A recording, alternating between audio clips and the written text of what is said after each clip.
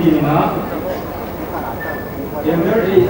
Mungama, ex-3 YPA headquarter. Amaka, Munipedingwa, Ama Hongkum Kipet Jamina,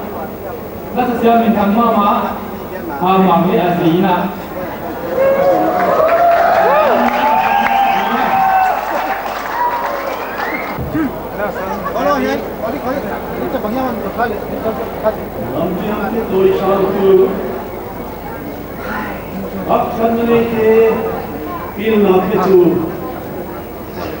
Mihalote hadat ketu,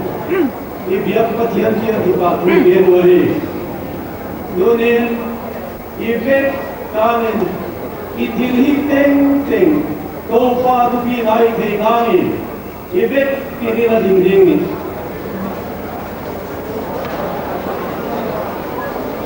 Rungai ni, haleluya siang topa kian, agamu Kanamu, mite kay paglawin, pile pute lang noya, wasiniten, nilawin na umalin, nang manmunhoy, takle gamhoy taknaod biya, namite adi ng tilbang, kinahang thousak diya kina, haleluya kipakin na kiya kipak, rukong gedway. Kami masateo pangay, patyang tulit upang, Hasya naik kadimu, himale daman. Duson mumno tiada munnabol sabziakin. Donin tupi, takin nan nahon to thilhihte takin kipakin na kiya kipak rukong gedway. Way tegi gepo ma, donin kaka kahidite tengoy. Nang mamin tupi nale nang mahon pinahiti. Hey tianane mulianin, namin kapatoy ti nangon, kakikom nao na kunahulanin, Jesu Christ min siya kung nakiat kong kumay. Amen. Ito nun.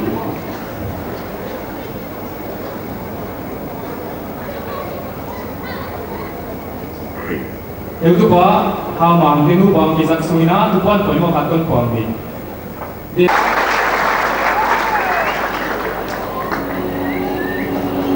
Dinga, special number pe dinga kisi hite laga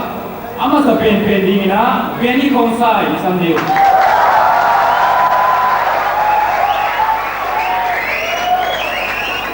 ama wate jin naging tawale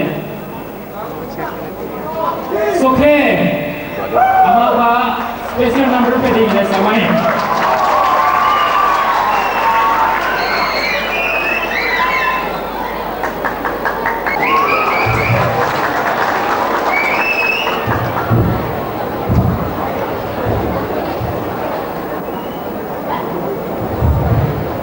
Mahmah wilkon Phalna ini,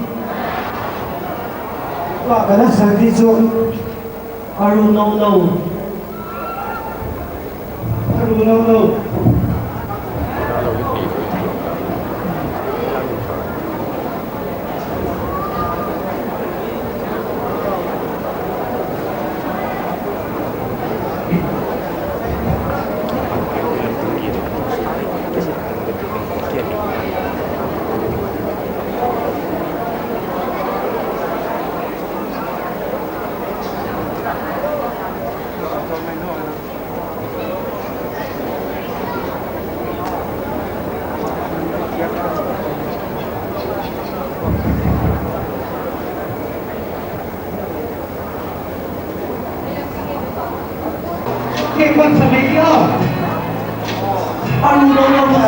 Sorry, Imam.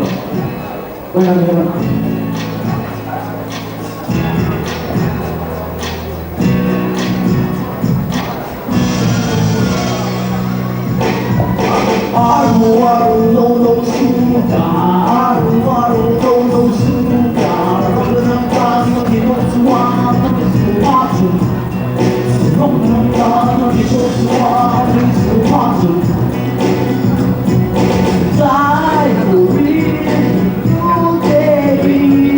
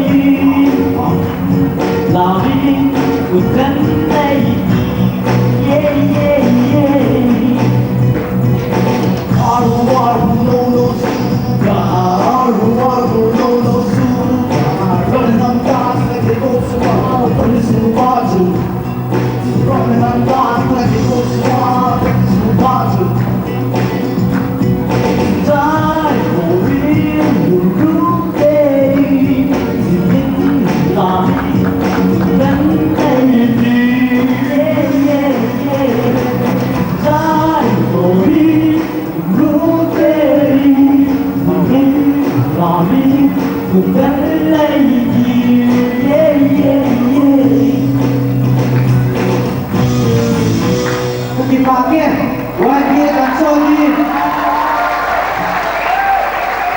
ทุกคนของเสียงเราเลยอารุณโนสุกดินน้ำเลี้ยงเลยน้ำเราคุยกันอันมีแห่งดอกดิ่งเลย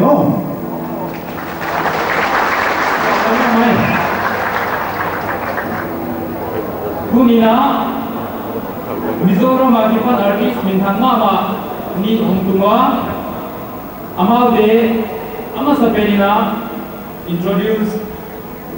คนนี้Agnes Balat Kipori nama paisawn zohna ini abana abana lian khangi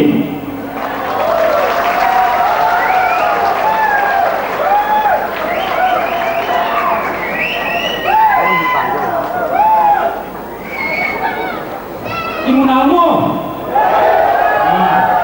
amawala sakka tunita kali ngai ni mau di jika ite diwa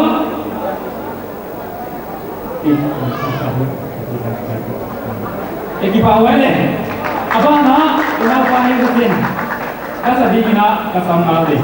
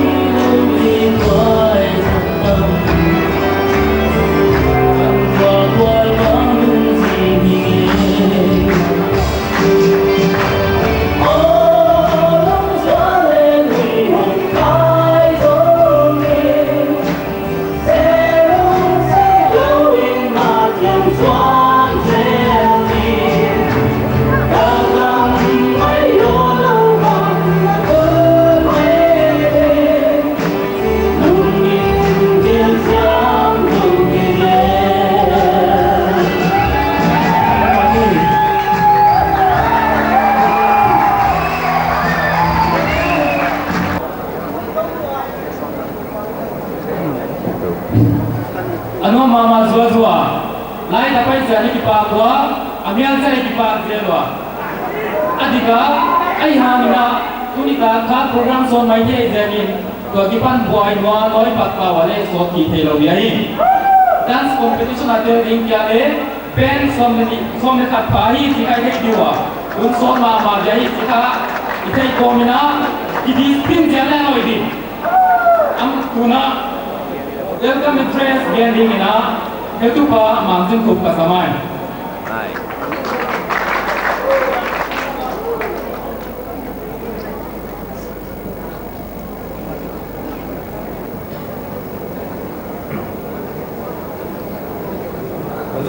Huai, Hiangtam Lamka, ex-minister, president Heutu, YPA patrons, live members, tribe leaders, special invitees, special artists, le tunitaga YPA Golden jubilee romdinga hongpai ting nabekuna jubilee sibai anbu komin konnamwa kahi. We welcome everybody who is present tonight. I, on behalf of the YPA Association Headquarters Golden Jubilee Celebration Committee, express my heartfelt thanks to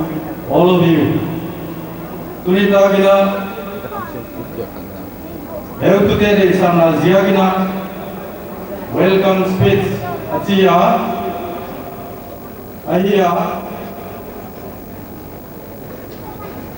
kahon gen dan pen welcome speech. Jadi dah ni mana pun sambil cincina tahun ni masa.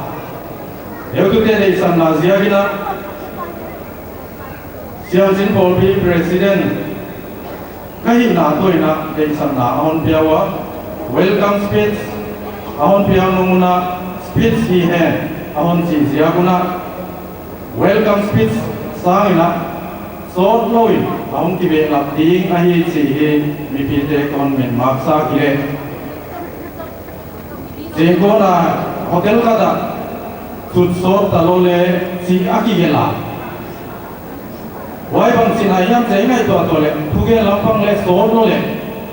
Atu te adi ngaki muai ding ahi si ahon ki sam manena unsor lalo ding ahi si ton gen ko lai. Ole tunitan to ahon pi le hon makai. Sor pe kapana inagel konsa. YPA Golden Jubilee pi tang lenuang tagalom dinga iki sakol nate on sutan thousak kipiak papakian tunga tupi nate teng amas sapenina iku sakahi wana kumsonga paita sunga ipolpi anamakai Heutu masate kukal nale si tanna ziaga tuni hiangtam theih si manina amau te tunga amau te phop komina zana ipeno nahi un paisa le tu din mun lela ipolpi paida le tibai hom dang te tik changina ahun bang zelin le is tanda tok tuak dimina Heutu ten on namakai zelu si imu theih tulel din muna ipolpi ipai pi dan le ina sep dan pen kumsom nga paisa ana pai pi dan to akibang ke ding si theih bang ziakin ikhan to dung zuina pawlpi a ina sep dan I pai dan pen ahong kibang ke ya hitama le akipu hia nasan le a principle te kumsom nga paisa hina kumsom nga dang hong tung din hina kumsa hong pai lai din hita lele akibang vek to din si iking ta hi ahi wai zakin isep le ibol dan ibang keima le hatuang ngai na nasem hatuang ngai na nasem iya wai zakin ipriemula itu le ingim te iat tigle bang siki gel hiam chile go paite toy lai pawlpi yang paite association ten ngai to na thu pena panina tlom ngai na Christian hindan toy sang nam le gam khan to na panpi ngai te panpi le unol zat hoi yai te mitchin chitlai pewa zuile zang dingina mars ne thum sa ka takwa so wale thumin nam kipna kabolu he chi siam takin akigela wai javin tuni in dunia second session ai chief guest bang inle ahon gena ithi ding kangai to golden jubilee ahong tun mai zia ka tela kipapia om iya ai kele min ha to dia chi zia ka to dia kwan mai hiya zan hak dia chi zia ka zan hak kwan mai hiya eima patuang mai na telowa wai tunin akum song na chin na to ikwa kina athakina ngai to thaklen tu wai isa tuni chiang chiang ina ipatuang ngai na te aman nei dek hile kilom sat na bang ahong omok ta mid in pawlpi thupi ai nei preamble te klom ngai na suak din keimo bua ga hi ichi theu tunita kina angai ka sa ai mo buang na thin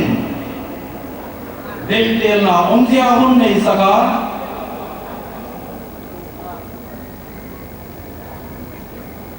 wai dei tel na omjia hon nei sakin tu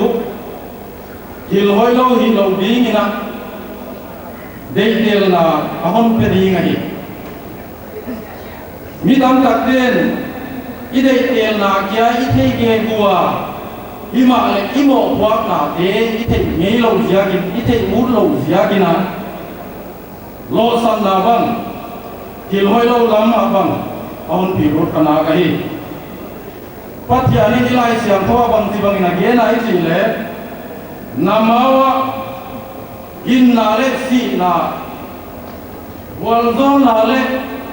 ham sia ka koih ahi le tuni ta kin ki dong tale yai ke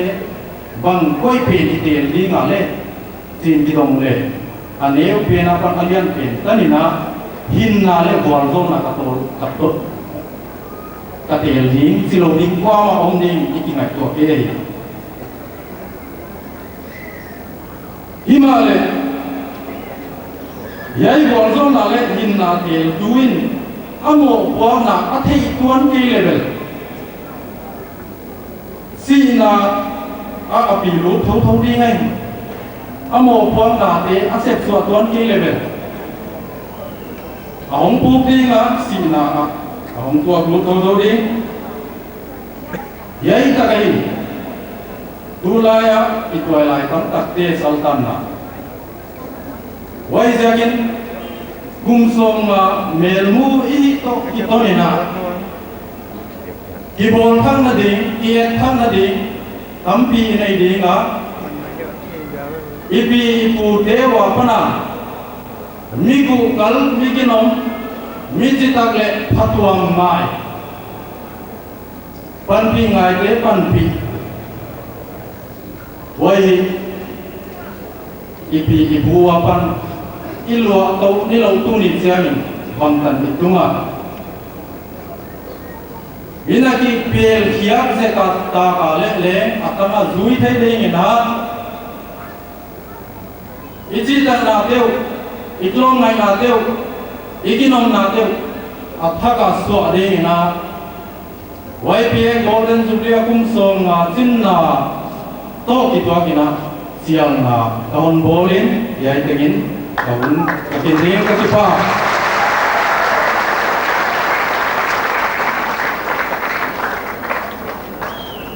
Presidential recess plus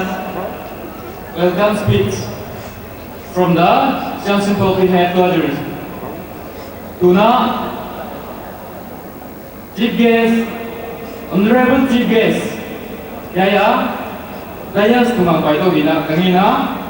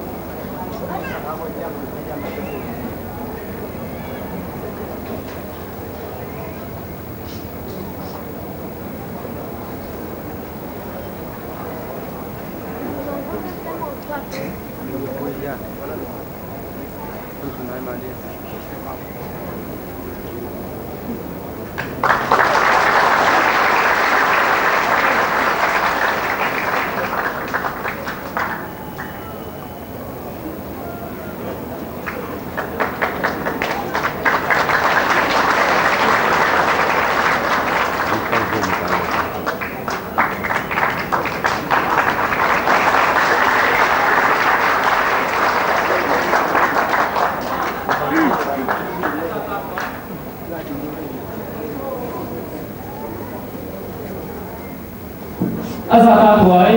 Pu Hanghan Pao, ex-minister, President Uzeto, Anom Lahila, Epi Dagina, Amanha, Epi Dagina speech Leon Bejung Alina, Kasamai.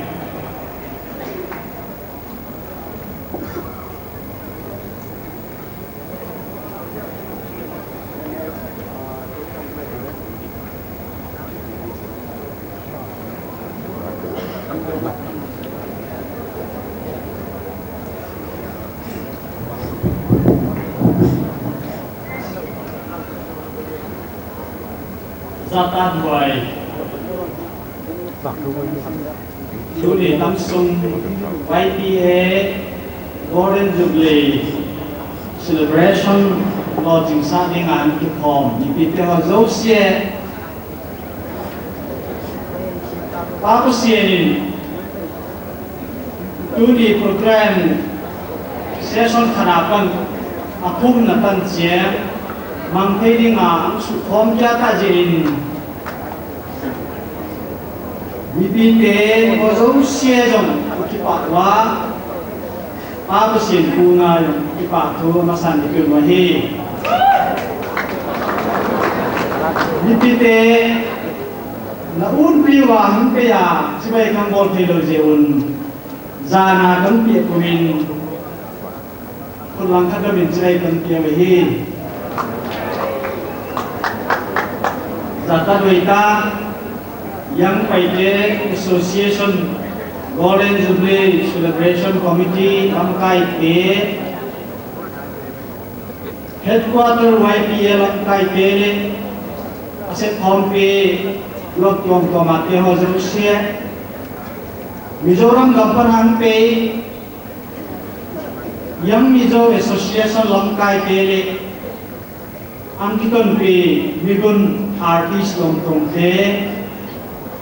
Rasingle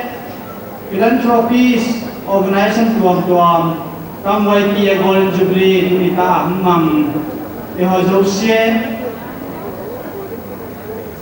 Rasingle Kami Golden Jubilee Mang Pastor Upa Hiangtam Lamka thousak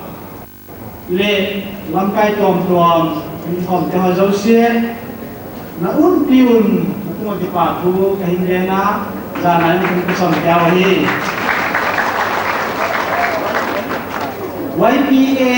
Golden Jubilee Kum Som Ngacin Na Tunin Kilowin asuang ikut ta tapi suami dunia ikut pen khang son dinga ikut kita tapi suang lai sungse YPA pen dingdel dinga ini suang det bamin det dingi cijam tunin amasan apollo masa pen theih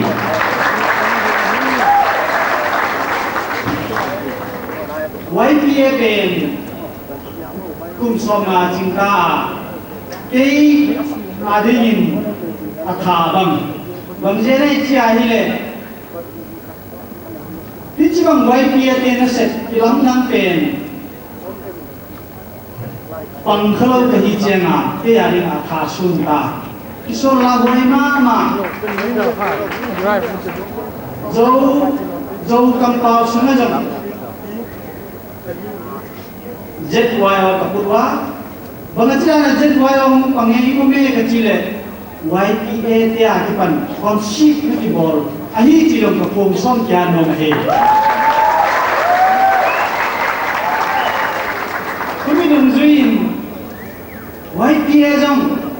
hei ta mun he ka akipan sa konship ni bol hiding ka ginta Mizoram ga mahigin chileng khial biam hilingin kaginta he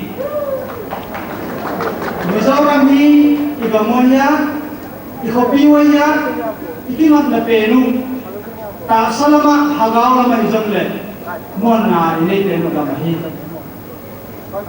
Lami YPA 1953 na tienta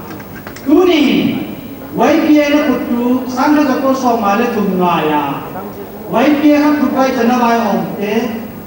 ipu hamsa ibung siente ipu kem lian bung roi te pantuni pantuni kan sata ki pa di wai ki pa di ran no gen te isi ai tu di jeng in amau min pen min tu ku ma lo si lo nga la na non sa koih ma he ai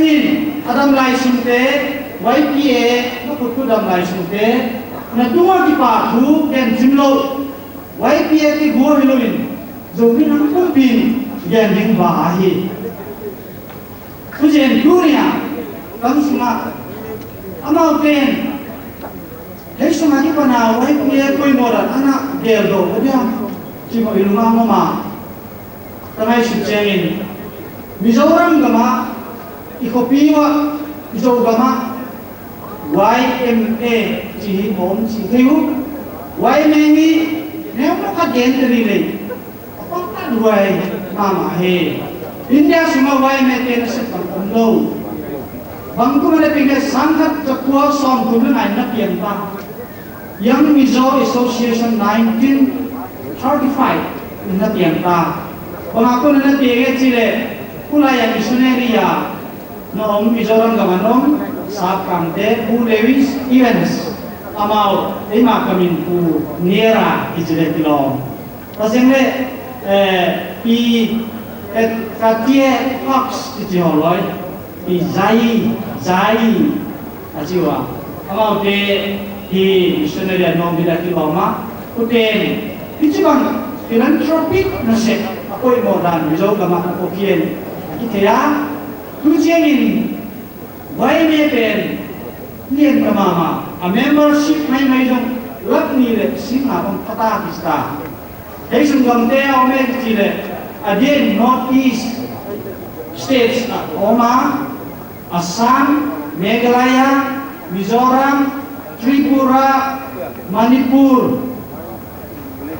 chitelehin YPA hi sota branch sesegi ni bang nei tahu kecil. Anu saja membela tupia. Branch kinai hidung zuin. They make into 50 each as group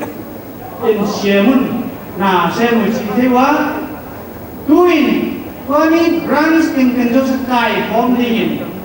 Mizoram kopi air muna headquarter center yang Mizo Association. Jibang kami ditewa izada ni latest hilou hijama asunga bang full time employee mi som le li bang chi iza chengle among research bang momit peitin research scholar bang li bang full time YPA ke untona na sen chi bang iza wa he ana se hile thei ma bang paisawn indom pipiten athei ni kagingta ai namau te pa ta momwa ana se tupi akhat na pe na hile ongai isi chengin agam suma education literacy remover apagi ni YPA te na se tupi ma hele filom Mizoram gam tu chengin second highest literacy rate in India amta next to Kerala 90% population momo 90% literate daji jiwa Mizoram pe 88% of the population pen literate hitamo ai tamo jiwa tu pe na hin tapi YPA te na se pen atu pi pen YPA te ja literacy rate 88% tu nahi jiwa mi ke wari ikipa Huai tuni dong kam sumuna YPA ina seku literacy san sa imam pagajong ilung luri ji yung tunin imu saw iyan som jawa he masing lagi na green Mizoram agam sunga forestry ha holding agam sun green Mizoram chi abolwa tum tengin June sengin singlo bang itu nomu siya bang itu itay wahi atumna bang chile ilam te neilo talo inte min neilo te ina lampi uci tilwa asingle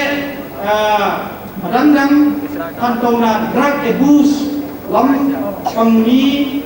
hoitan gaya bolwa asingle symptom tuang sports dengan mapiwa cultural and heritage maintain bola jong parlau si tewa asingle vocational training center te mo chi tewa amau na sekupi te ni le bang action special feature tua avoid the HIV and AIDS remover YPA te nasatay na ball avoid the uchiu pamphlet te brochure te kasi distribute board by agam Mizoram aning kol foreigner siya Mizoram hin YPA te nasatay na siya uchiu kita Kachingle a special feature pen YPA ten yung kamsumuna kuya kapali lalo na ten yung kuchin gentile yang mai aste gonzang kami ibangka YPA ten dipeki he kachin YPA ten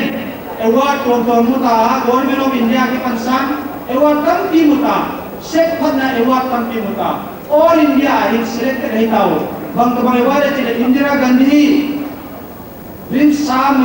Viksamitra Award 1986 wala na mutawa agam suma Excellence Service Award jong 1988 to 90 na mutawa kasi 1993 ko din bang Indira Gandhi Puryabaran Puruskar Award na mutawa he tunin kam sumuna YPA ten jong na isep na kungkol wahin katua danin India government in ila se bhai pewi azalo ma hilo le a government le MP officer ten YPA bichu ma sil kidam mi bina to le India government le bila tung nai lo diam tung na kilom ma ta hi Northeast Kumpia YPA number 1 ahi chiyo mi tuni deiman Hoslo ka po mo ni. Ini yung YPA na set Biden admirable wahi kathi. Lima po level yung YPA na set itay mabongon.